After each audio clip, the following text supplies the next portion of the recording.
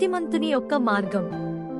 కీర్తనల గ్రంథము 1:6. నీతిమంతుల మార్గము యెహోవాకు తెలియను, దుష్టుల మార్గము నాశనమునకు నడుపును. నీతిమంతులుగా జీవించడము అంటే అర్థం ఏమిటి? కొంతమంది నీతి అనగా ఇతరుల కంటే తామే గొప్పవారమని వారితో పోల్చుకుని గర్వపడుచుందరు. దానిని నీతిగా ఎంచుదరు.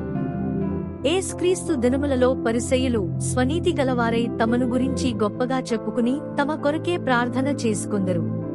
వారి ప్రార్థనలో ఇతరులను తక్కువ చేయుచు, దేవా వారిలాగా అనగా దొంగలు, పాపులు, వ్యభిచారులు, సుంకరిలాగా నేను లేనందుకు కృతజ్ఞత చెల్లిస్తున్నాను అని ప్రార్థించారు. లూకా సువార్త 18:11.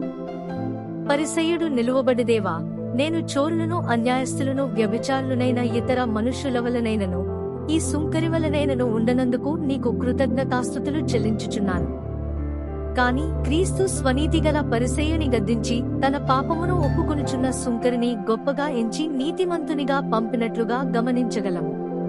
అసలు నిజమైన నీతి ప్రభువైన యేసు క్రీస్తు ద్వారా మాత్రమే పొందగలము. మనము స్వతహాగా పాప స్వభావము గలవారము. కాని మనము క్రీస్తు నొద్దకు వచ్చినప్పుడు మన పాపములను ఒప్పుకుని మారు మనస్సు పొందిన ఎడల, ఆయన చేసిన శిలువ కార్యమునందు విశ్వాసముంచిన ఎడల మన యొక్క మురికి పాప వస్త్రములు తొలగించబడిన వారమై క్రీస్తు నీతిని ధరించుకొనిన వారముగా యుందుము.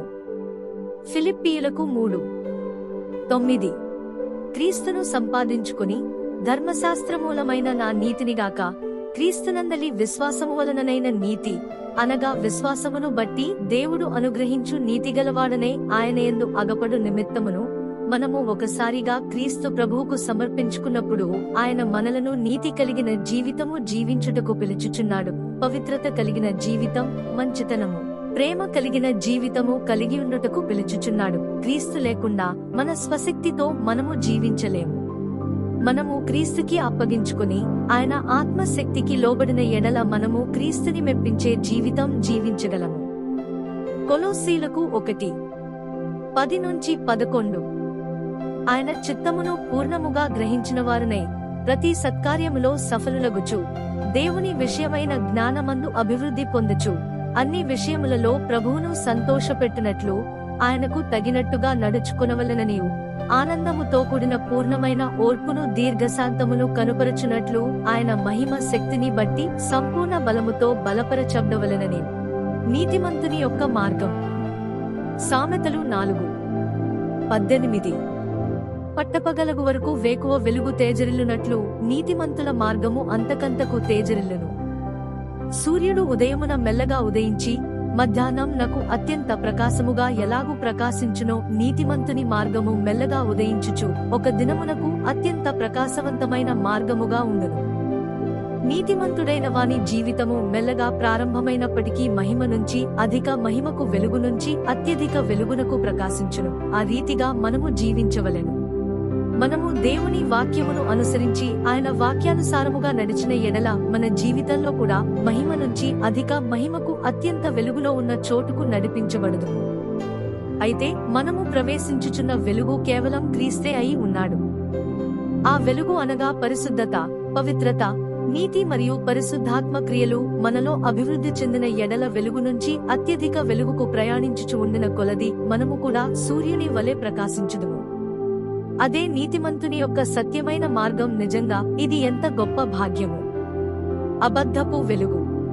అయితే లోకములో అనేకమైన ఇతర వెలుగులు కూడా ఉన్నవి. అవి మనలను ప్రకాశవంతమైన వెలుగు వైపునకు నడిపింపకపోవును.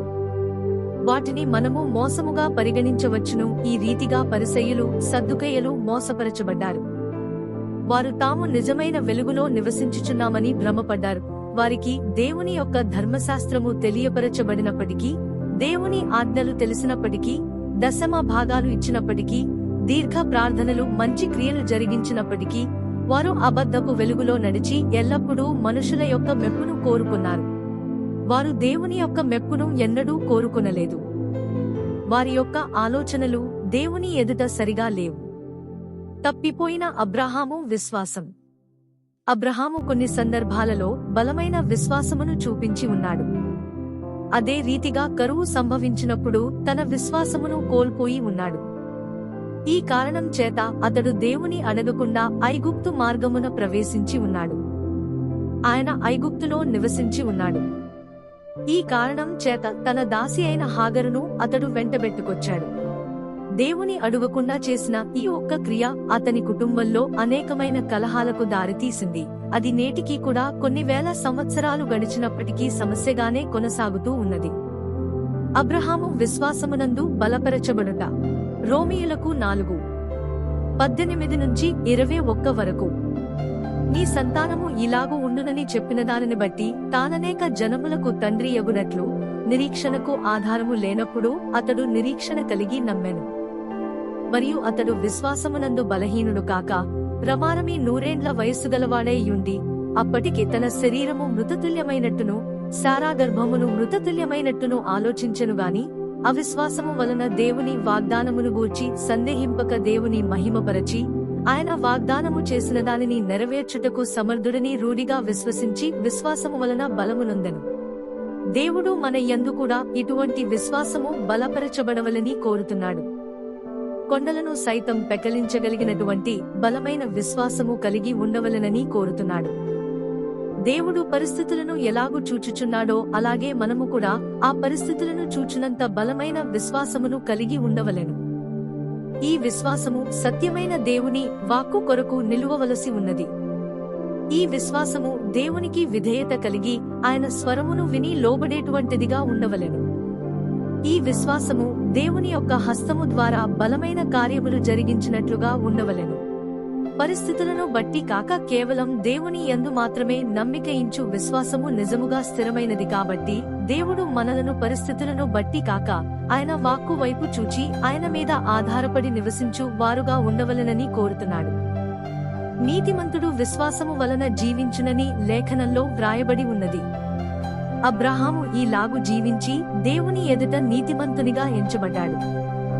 ఆయనకు తన జీవితంలో ఎన్నో ఎత్తుపల్లాలు వచ్చినప్పటికీ ఆయన కేవలం దేవుని యందు మాత్రమే నమ్మికయించాడు.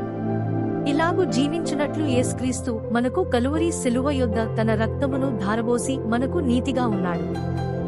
ఈ విధముగా మనము జీవించుచు మనలను మోసపరచుచున్న అబద్ధపు వెలుగుల నుంచి తప్పించబడిన వారమై సత్యమైన వెలుగు వైపునకు మల్లుదముగాక. అప్పుడు దేవుడు మనలను అంతరంగం నుంచి తన వెలుగును ప్రకాశింపజేసి వెలుగు నుంచి అత్యధిక వెలుగునకు నడిపించును. భౌతికంగా మనము బలహీన పడినప్పటికీ అంతరంగమందు దినదినము నూతన పరచబడుచున్నాము. కాబట్టి మనలో ప్రతి ఒక్కరూ జాగ్రత్త కలిగి ఉండి సత్యమైన మార్గం వైపు నడుచునట్లు ఆ వెలుగు యందు నివసించినట్లు ఆసక్తి కలిగి ఉందుముగాక. దేవుని వాక్యానుసారముగా జీవించుచు ఆయన పరిశుద్ధాత్మ ప్రకారం నడుచున్నట్లు దేవుడు మనకు సహాయం చేయనుగాక. ఇదే నీతిమంతుని యొక్క అసలైన మార్గం. ప్రభువైన యేసుక్రీస్తు మీ అందరినీ